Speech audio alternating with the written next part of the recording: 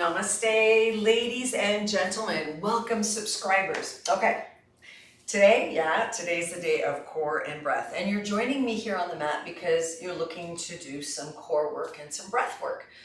They all go hand in hand. The strength of our being, our mobility, is our strength. And that's something that a lot of people overlook. So you joining me here on the mat today is saying, yeah, let's check out our mobility. Let's check out our strength.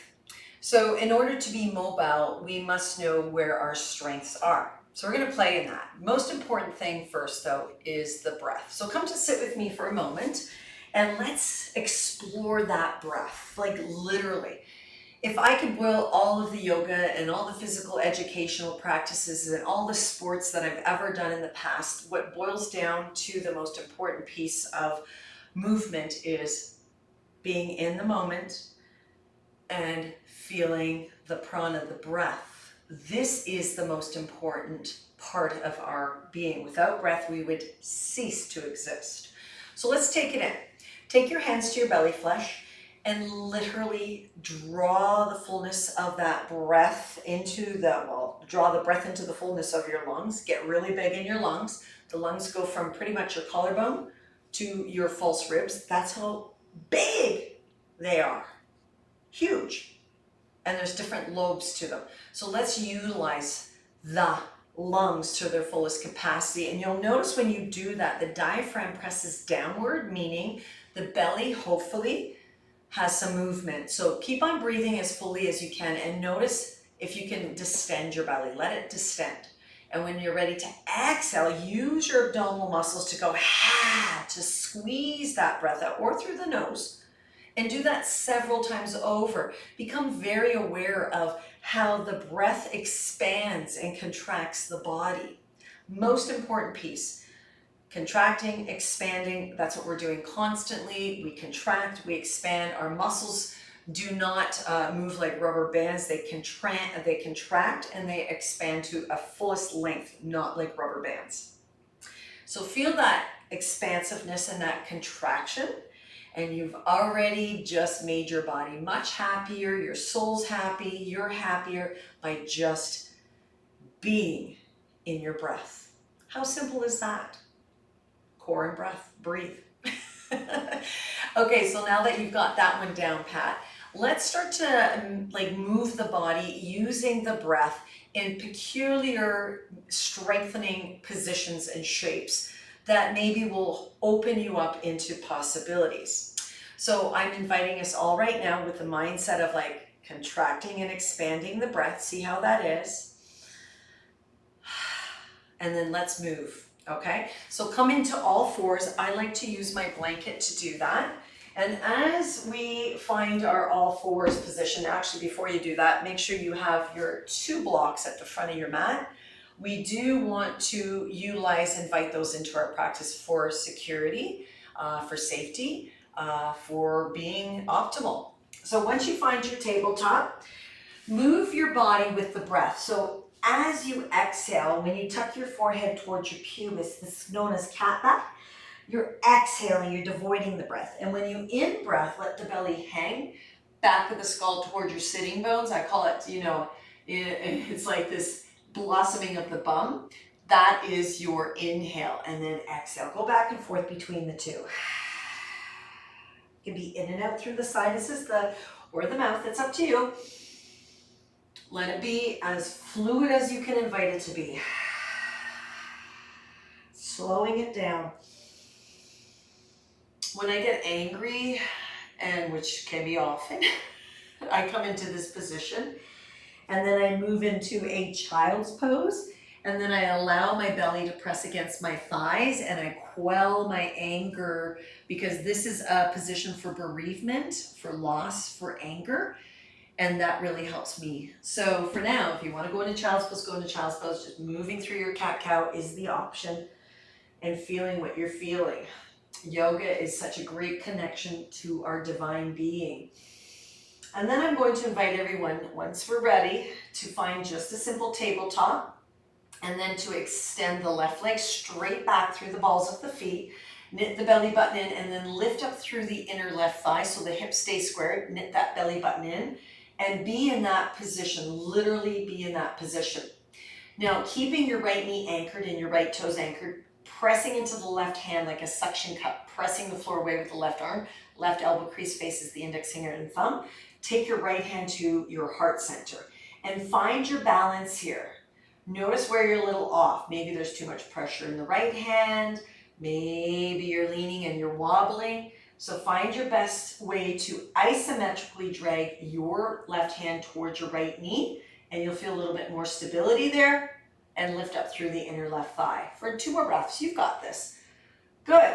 And then releasing your right hand and your left knee. Let's go right into the right leg straight back. Knit the belly button in, lift that right leg up through the inner thigh, tone that belly button in. Once you find that stability through that 3-limb tabletop, now make it a 2-limb by taking your left hand to your heart center. Keep your neck neutral, keep the tone of the belly. I like to flex that left foot or that right foot and floint it, pressing through the balls of the feet like I'm pressing on a gas pedal. And then isometrically, you're going to drag that right hand towards your left knee and feel the isometrics, feel the strengthening in your core and your abdominals. For another 5. You've got it, you've got it. 4, you can touch your belly if that feels better. You can breathe in and out through the sinuses or the mouth. Good stuff, everyone. Release the left hand, the right knee, and then stand up on your knees and your toes for a moment just to get the movement into toes. A lot of people suffer from, bunions and foot issues. Don't get me started on that. Exercising your feet is a big part of your daily routine, as moving your arms and your chest and toes too, okay? So let's stand on our knees, literally. Take your left leg forward into a low lunge. Find your yoga blocks. Place them as wide as your yoga mat on the lowest level. Heel toe your left foot right up against that block. Now from here, come up onto your finger pads, extend through the crown of the head, and then isometrically working your right toes towards your left foot, lift your right knee. Good. So we're going to isometrically work those feet towards each other. Then start to bend your right knee. Feel that energy. And then slowly tuck the tailbone down, lift the belly button up and back towards the back of the spine, and slowly awaken yourself up. Keep on bending that back right knee and lengthen your spine. Okay, so from here, we're just standing up into a crescent lunge. Feel that energy. So some of us have to really choose to build our stability here for our mobility. I understand. Let's take it back down onto the finger pads. Keep your right knee up. This time we're going to walk the hands ahead of that left foot as wide as your yoga mat, and then step the right foot closer through the toe pads. Lift up through the crown of the head, lengthen your arms. So from my hip, my left hip to my left armpit, it's a side body distance from the heel to the front of my mat. I'm actually going to step my foot further back so that I'm still on my yoga mat. So you'll see that when I come forward onto the 4 points of my left foot, my right heel comes up higher. I'm up on my finger pads, and then I'm going to lift up through, the right thigh. So it's squared here. My hips are squared. My arms are squared to my standing leg. My right leg is lifting up through the inner thigh. Yes, this is about core and stability. So keep your breath moving. Feel that breath. Oh yeah. And maybe here you could take your left hand to your heart without swaying your hips. So your hips stay square. So you may have to bend that standing left leg. I understand. Keep your neck neutral, keep the tone of the belly.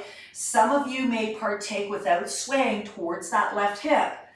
Even switch and take your right hand up and take your left hand and right hand and find your warrior 3 prep without lifting or without digging your toes. If that's not for you yet, then stay here. I understand. For 5. So you're really extending out through the right leg. You're squeezing your inner thighs. You're squaring your hips. You're lengthening through the crown of the head. Did I say 3, 2, 1? And then very mindfully release the right toes. Slide your blocks back in line with that left foot. Come up off, or take your blocks out to the side. Come up onto your finger pads and step into a downward facing dog. Slowly work your hands down, shoulders over wrists, elbow creases face your index fingers and thumbs. Bend your knees slowly towards the floor, hovering them, in a tabletop for 5, for 4, 3, 2, lower the knees to the mat, sit back onto your toes. Remember the toes, they need those, the tarsals need as much lengthening and contracting as the rest of your body. Got it? Okay, let's do the other side. Tabletop. Actually, wait, what did I say? Right foot forward. So you're in a low lunge, and just establishing that, you'll feel stuff. Take your yoga blocks as wide as your mat with your right foot right up against that block. Come up onto your finger pads, back of the neck is long, feeling that energy. Isometrically drag the right foot towards the left toes, picking up that left knee. Feel that energy, you've got it. And then as you isometrically drag your feet towards each other, rise up, softening the back left knee and finding this position. So going slow and not rushing into it, you want to recruit the muscles that support your mobility, stabilizing them and seeing your strength. Strength comes from stabilizing, and your mobility is a result of your stability and your strengthening. So finding that, got it? Oh yeah, it's a big difference, isn't there? And then slowly exhale, release your hands back to the blocks. Walk your hands a whole side body distance ahead of that right foot. Stepping the left foot more close so you're on the balls of the feet. Establish Ardha, thinking Ardha Uttanasana. Find the 4 points of your right foot. Lift and spread your toes on the right foot. Even bend your right knee as you begin to elevate the left leg. I'm going to step my right foot further back. Make sure your blanket isn't hinging in any way. So you'll notice the square. There's a square going on between my right hip and my finger pads. Once you establish that, lifting up through the inner left thigh, and I've been doing this for a long time, and today is a challenge still. Can you soften that standing right leg? Squeeze your inner thighs. Keep your hips squared, so you don't want to drop the hip, nor do you want to lift it up like this and sway. You want to keep it squared. That's where the work is. This is very humbling. Maybe the right hand comes to your heart center. You feel the tone. You're really working that standing right leg. Maybe the left hand comes up. So this is really, encompassing all kinds of muscle tissue stuff. So hands can come back down. Find out where you can really benefit without grimacing and losing your breath for 5. For 4. So you're not dropping your hip. If you're doing that, you defeated the whole thing. Maybe your fingertips are down here and your hands are here and your toes are down there. For 3, 2, 1. Release the hands down. Release that left foot. Yeah. Walk your hands back, step back. Let's go into that downward facing dog. Pedal your feet, sway your hips, and then slowly bring your shoulders over your wrists, bending your knees so you're on your toe pads. See how I'm on my toe pads? Bend your knees, shoulders over wrists to your best ability. Hover them from the floor. Press the floor away with your hands for 5, for 4, 3, 2. And then lower the knees down. Sit back onto your toes. Not as easy as it may seem, and recruiting, slowing down. We want to meet our mobility with strength and stability. Stability, strength equals mobility, okay? Let's do that again. This time, come into tabletop. Then extend the left leg straight back. I think that's where I really originally want to go. Lift up through the inner thigh. Got it? So first of all, playfully lift the right hand and feel that stability there. Got it? So you're knitting the belly button in, you're extending through the crown of the head, you're lifting up through the inner thigh, you're squeezing your inner thighs towards each other, lengthening the tailbone. Release the right hand, then bend the left knee out and bring the left foot all the way up between your hands to your best ability. Find your yoga blocks as wide as your mat, left foot right up against the blocks. Notice what you notice. And then from there, let's pick up that right knee, engage your inner thighs, extend through the crown of the head, and then rise up completely. Soften that back right knee. Notice what you notice. Can you give yourself that isometrics, drawing your feet towards each other? We're strengthening. When you're ready to touch back down onto the blocks, slide them ahead of your foot as wide as your mat. Stabilize the left foot. Lengthen your arms, lengthen through the crown of the head. You can even step that left or right foot more forward. Find your stability here. I'm just going to reshape that left foot. And then lift up through the inner right thigh. Square your hips, feel your stability. 4 points of left foot, bent knee if that feels better. Maybe both hands come up this time. Maybe they go back, maybe they both stay down, maybe the left hand, maybe the right hand. You do you, but you want to feel that you're breathing. Your neck is neutral and you're feeling your stability. You're able to pick yourself up. Mobility means your strength is your mobility. So if you're not able to pick yourself up today, that's okay. Be here for 5, for 4, 3, yeah, 2, and then land your back right toes down. Slide your hands back, downward dog. Shake it out a little bit. Shake it, party, party, party. Fantastic. Shoulders over wrists. Bend your knees. Elbow creases face your index finger and thumb. Hover your knees for 5, for 4, 3, 2. Lower the knees down. Sit back on your toes. Repeat and rinse. Good. Tabletop. Right leg extends back. Square your hips, lift that right leg up, tone the belly button in. Maybe that left hand comes to your heart center. You're like, yeah, feel that first. Sovereign self means be where you need to meet your stability needs. Negating them isn't going to make you stronger or more mobile. Meeting your mobility needs by strengthening yourself to be mobile. That's key. Good. Now from there, release that, or yeah, you gotta take that right leg up. I was chattering too much. And right foot all the way forward. Find your blocks. Lengthen through the crown of the head. Isometrically work your feet. Pick up that left knee. Adjust your hips, feet hip distance apart. Tone the belly. Rise up. Soften through that back left knee. Notice what you notice. It could be lengthened as long as you're not catapulting yourself like that. So it's really meant to be like that. This is an overextended pelvis right here, pretty much. So for me it is. That's why I'm gonna bend my knee. Good, lift and spread your right toes if you can. Nice, and then exhale, release, touch down. Slide your hands ahead. You know what we're doing, warrior 3 prep. So when I do this, I like to reassess my leading, standing right foot, which is the right foot right now. Find that, square my hips, step the left foot more forward, lengthen my arms, think Ardha Uttanasana, squeeze the inner thighs in, back, and apart of each other, and lift that left leg up. So I'm not dropping the hip or lifting it out like that. Your neutral spine is a gauge, and squared hips is a gauge to see where you are in your optimal strength mobility. So for me today, I know that bringing both hands to my heart center without changing my pelvis is the challenge. My standing leg is wobbling, so I'm going to take my hands down for the next 5, but maybe take my right hand up here and extend through the crown of the head for 4, for 3, for 2. Isometrically drawing everything in. You've got this. Good. And then very mindfully step that left foot back onto your finger pads, downward facing dog. Shake out your pelvis. And then exhale, slowly bringing it from down dog to tabletop as a hover for 5. So you're literally pressing the floor away with your elbow creases facing your index finger and thumb. For 3, 2, and then release. Planche or flex your feet, sit back onto your ankles, your shins, and take a deep breath in. There you go. Feel your breath now. So I'm going to invite everyone to come and sit. Sorry, my mouth has been like...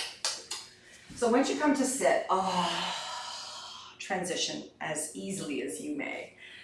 When you cross your legs, switch the shins out, because obviously we go into habitual modes, and breathe in a resting state now. Take a moment just to sit comfortably. And notice one hand to your belly, one hand to your heart, and feel that as you close your eyes. Just rest. Less is more. Mobility equals, or strength, stability equals mobility. We are strengthening. We are slowing down. Feel the breath.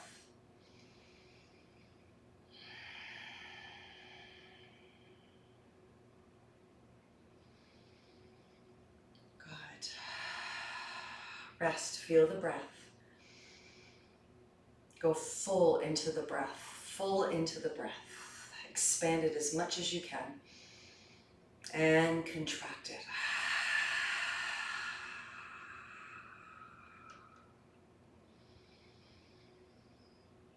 Mm.